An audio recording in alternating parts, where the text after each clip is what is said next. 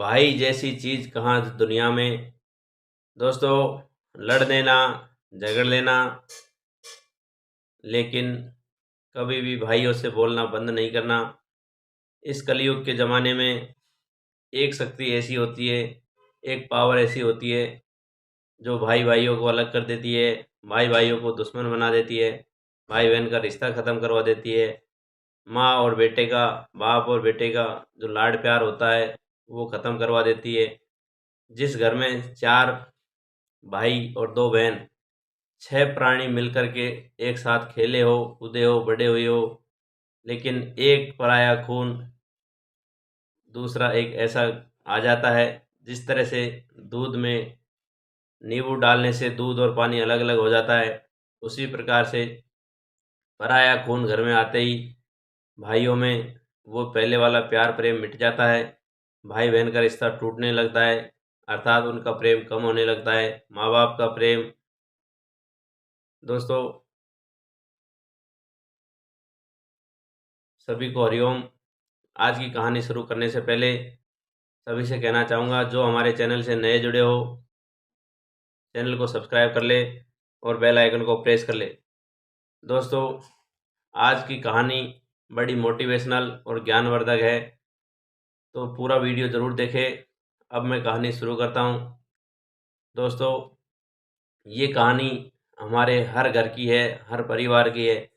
जैसा कि मैंने बताया कि जिस घर में चार पांच भाई बहन बड़े होते हैं और जवानी तक साथ में प्रेम से रहते हैं, एक दिन जब शादी होने को आती है और दूसरे घर का जो खून हमारे घर में आता है, तो आप देखते हैं कि किस प्रकार से परिवार में फूट डलने लग जाती है। भाई को भाई के खिलाफ भड़काया जाता है, माँ को बेटे के खिलाफ, बेटे को माँ के खिलाफ, और एक घर से दूसरा घर होने लगता है।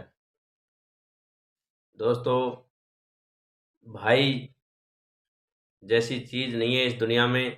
यदि संकट में, यदि विपत्ति में एकता मिलती है तो पहले सबसे पहले भाइयों में मिलती है।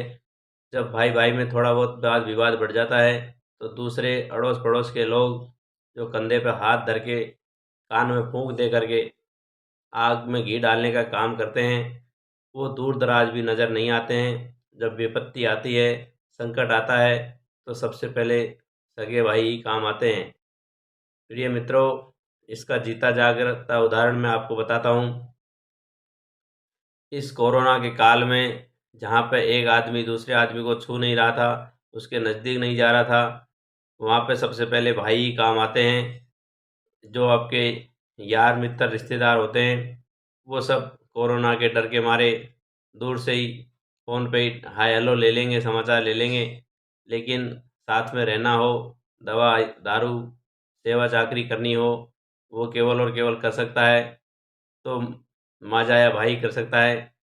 क्योंकि दोस्तों, आप समझ सकते हैं, जो एक जगह से आए हैं, एक उनके अंदर खून है, एक उनके अंदर विचार है, वो कभी मिट नहीं सकता है। और आपको, ये तो अब कलयुग का ज़माना आ गया कि लोग बाग एक साथ बैठते नहीं, उठते नहीं, खाते नहीं, पीते नहीं। बाकी आज हमारे घर में भी चार चार बुजुर्ग हैं। हम कल्पना नहीं कर सकते कि वो एक साथ बैठ कर के बातें करते हैं, उनके अंदर कोई तरह का बैर भाव नहीं है। और आज के ज़माने के भाइयों में और आज के ज़मानों की औरतों में इतनी फूट होती है कि कभी फ़ोन पे बात नहीं करेगी, कभी बगल में बैठ के बात नहीं करेगी, कभी हँस के नहीं बात करेगी। दोस्तों, आप कल्पना कर सकते हैं कि ऐसा इन लोगों में क्या ज़हर होता है कि जो भाई भाइयों को अलग कर देती है, भाई भाइयों में ज़हर घोल देती है।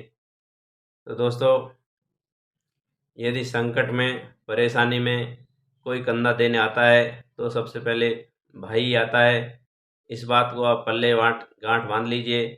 कभी कभार आप देखते होंगे कि जब बहन आती है तो भाभियाँ मुंह फुला लेती है और सोचती है कि ये कहाँ चली आई परेशान करने के लिए, इसको देना पड़ेगा। प्रिय मित्रों, आपकी जानकारी के लिए मैं बता दूं कि जो बहन आती है, हमारे सकुशल प्रार्थना के लिए आती है, भगवान से कहती है कि मेरा भाई सदा सुखी रहे, संपन्न रहे। और हम सोचते हैं कि ये हमसे लेने आई है, दोस्तों वो लेने नहीं आती, वो बल्कि देने आती है, भगवान की दुआ देने आती है, भगवान से प्रार्थना करके जाती है।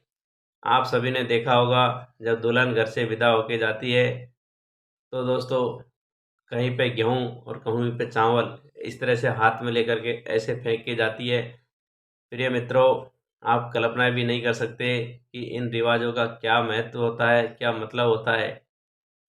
अगर मैं आपको बताऊं तो आपके रोंगटे खड़े होने लगेंगे। दोस्तों, वो इस तरह से गेहूँ फेंक के जाती है, चावल फेंक के जाती है। इसका मतलब होता है कि मेरे परिवार में मेरे पिताजी का, मेरे भाई भाभी का घर हमेशा इस धन धान्य से भरा पूरा रहे। इस रिवाज का ये मतलब होता है।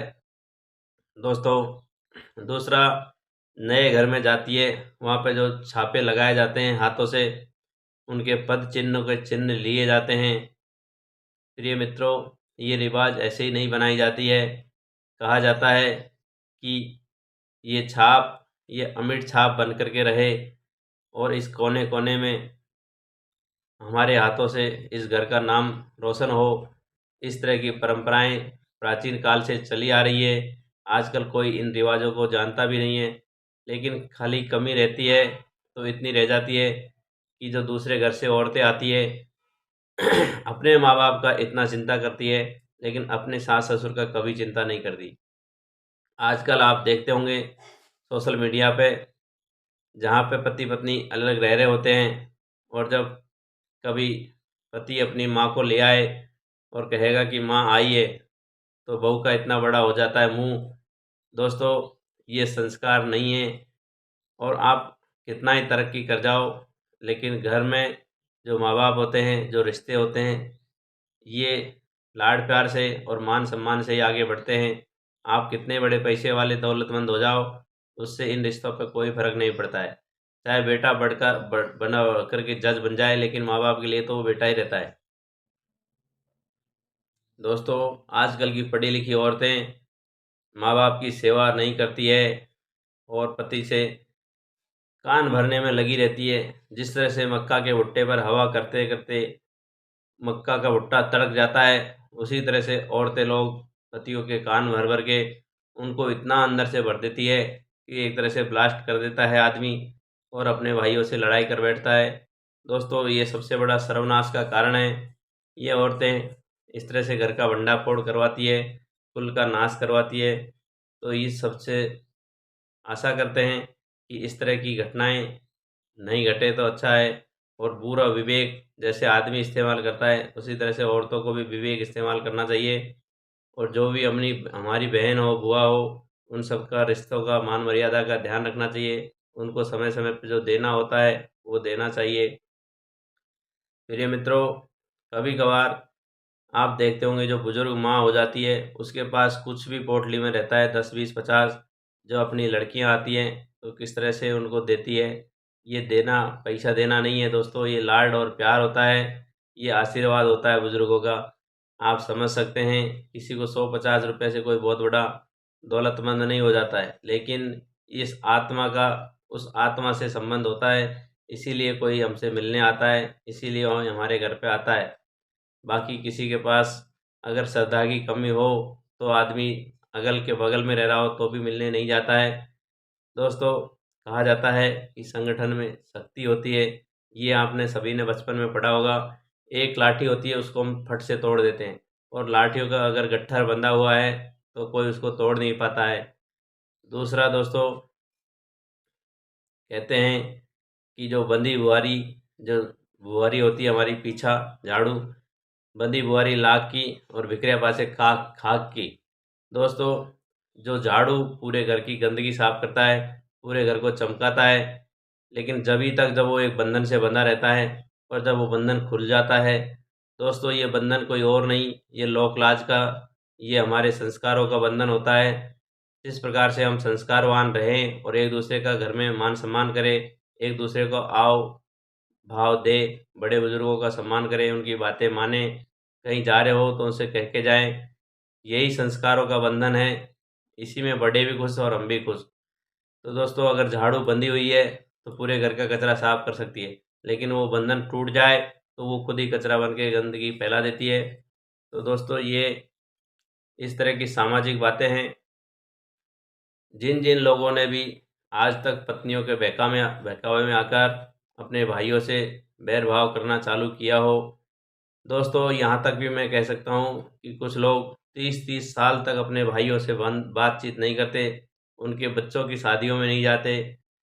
मैंने कवि कुमार विश्वासी को सुना है और उनकी सुनने से प्रेरणा मिल कर के एक उदाहरण अजमेर का है, जो 30 साल से अपने भाइयों के घर नहीं गए थे, उनके बच्चों की शादियों में नहीं गए थे, कभी उन लोगों ने बात नहीं किया था।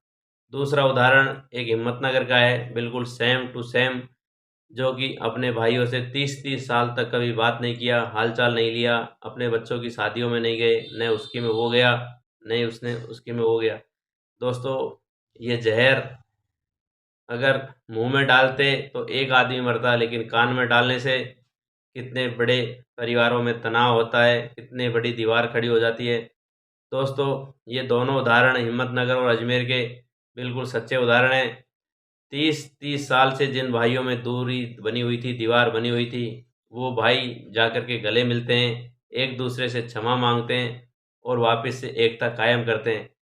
प्रिय दर्शकों, इस जीवन में कुछ नहीं रखा है, यदि आए हैं तो अच्छा काम कर ले, कुछ प्यार प्रेम से जीवन बिता ले। गलतियाँ हो जाए तो क्षमा मांगने में टाइम नहीं लगाए, क्योंकि गलती होना कोई बड़ी बात नहीं है, लेकिन गलतफ़हमी जीवन में नहीं आनी चाहिए, क्योंकि गलतफ़हमी आपने नहीं किया हो तो भी गलतफ़हमी हो जाती है। तो इसलिए गलतफ़हमी को समय रहते तोड़ लेना चाहिए और बोलना तो बिल्कुल बंद नहीं करना चाहिए। यदि मैंने कहा कि भाई-भाइयों में कभी लड़ाई भी हो जाए, तो आपको बोलते रहना चाहिए। जो बात पे लड़ाई हुई है, उस बात के इर्द-गिर्द उस समस्या का ही समाधान करो, बाकी गड्ढे-मुर्दे नहीं उखाड़ो और परिवार में एकता बनाए रखो। दोस्तों, कभी भी आप देखते हैं कि जंगल में जब कोई शेर भैंस के ऊपर अकेली भैंस के ऊपर हमला कर देता है, लेकिन भैंस जब ग्रुप में हो, तो शेर को भी भागना पड़ता है। तो दोस्तों, इस प्रकार से संगठन में रहने का और भाइयों में फूट नहीं पड़े, क्योंकि विपत्ति में सबसे पहले भाई काम आते हैं। और जो मैंने बताया कि दूसरे घर का खून, इस तरह से आप समझ सकते हैं कि नींबू का काम करता है दूध के अंदर। तो इस बात का पूरा सावधानी रखें और मैं सभी से प्रार्थना करूँगा कि इस बात को अदरवाइज़ नहीं लें और एकता को कायम रखें। सभी घर परिवार वाले मिल कर के रहें। किसी औरत जाति के खिलाफ ये वीडियो नहीं है, लेकिन जो देखते हैं, जो होता है, उसी के बारे में कहा गया है। तो दोस्तों, आज की वीडियो में इतना ही। जो सीखने वाली बातें हैं, उनसे आप सीखिए, ढेर सारी प्रेरणा लीजिए और हमारे चैनल को सब्सक्राइब करके रखें। सभी को हरिओम दोस्तों, राधे राधे।